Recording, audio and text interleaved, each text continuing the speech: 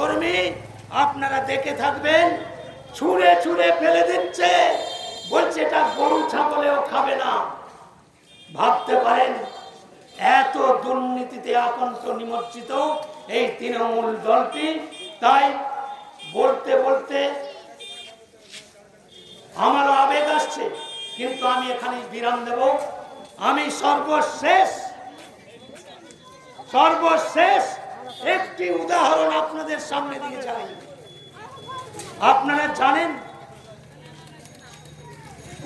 আসামের ঝাটিঙ্গার জঙ্গলে এক শ্রেণীর পাখি আসে, প্রতি বছর ঝাঁকে ঝাঁকে লাখে লাখে সেই পাখিরা আসামের ঝাটিঙ্গার জঙ্গলে আসে। বহু হৃদয়বান ব্যক্তি ঢিল ছুঁড়ে তারা মেরে ফাঁকা গুলির আওয়াজ করে সেই পাখিদের উড়িয়ে দেওয়ার চেষ্টা করে, তারপরেও তারা উড়ে যায় না। কেন জানেন? ওই পাখিদের চারিত্রিক বৈশিষ্ট্য, তারা বছরে বছরে আসে আর ঝাঁকে ঝাঁকে মৃত্যুবরণ করে, আর ক্ষুধার্ত মানুষ তাদেরকে মেরে তাদের মাংস খায়। আমি এই উদাহরণটা এই জন্য দিলাম, যে রাজ্যটা মহাপুরুষদের পীঠস্থান,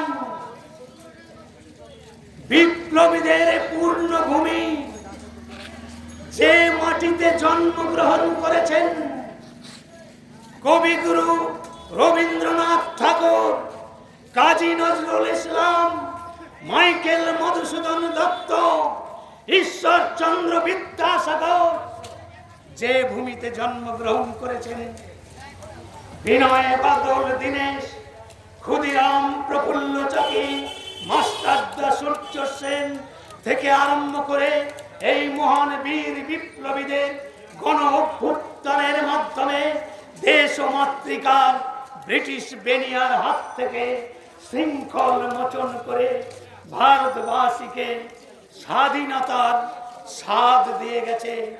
সেই মহাপুরুষের পূর্ণ ভূমিতে আমি আপনাদের এই উদাহরণ এই জন্য দিলাম, আপনাদের মধ্যেও আর একজন বিবেকানন্দ, আর একজন নেতাজি, আর একজন ক্ষুদিরাম বসু নিশ্চয়ই জন্ম নিতে পারে। তাই জাতীয়তাবোধে, দেশপ্রেমে উদ্বুদ্ধ হয়ে প্রকৃত গণতন্ত্রকে শ্রদ্ধা জানিয়ে এই নির্বাচন প্রক্রিয়ায় অংশগ্রহণ করে আমাদের ভারতীয় জনতা পার্টি যে মনোনীত প্রার্থী, রাষ্ট্রপতি পুরস্কার প্রাপ্ত বিখ্যাত কবিয়াল, এখানেই তার ফ্লেক্স রয়েছেন। এই যে অসীম সরকার, আমাদের এই বর্ধমান পূর্ব লোকসভার প্রার্থী, উনিও আসবেন আমাদের এই এলাকাতে, তার সঙ্গে সাক্ষাৎ করবেন। আমি করজোরে মিনতি করছি, আগামী 13ই মে সকাল সকাল নিজের ভোট নিজে দিন। কারণ পঞ্চায়েতে যে হারমাদ বাহিনী তাণ্ডব চলেছিল, সেই তাণ্ডব এবার করতে পারবে না। কারণ নির্বাচন কমিশনার যে বাহিনী দিয়েছেন, আপনারা শান্তিপূর্ণভাবে আপনারা নিজের ভোট নিজে দিন, পদ্ম ফুলে ছাপ দিন।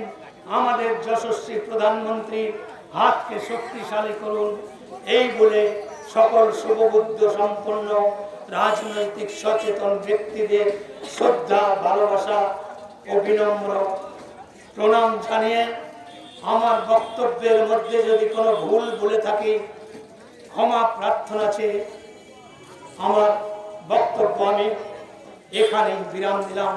বন্দে মাতরম, ভারত মাতা কি জয়।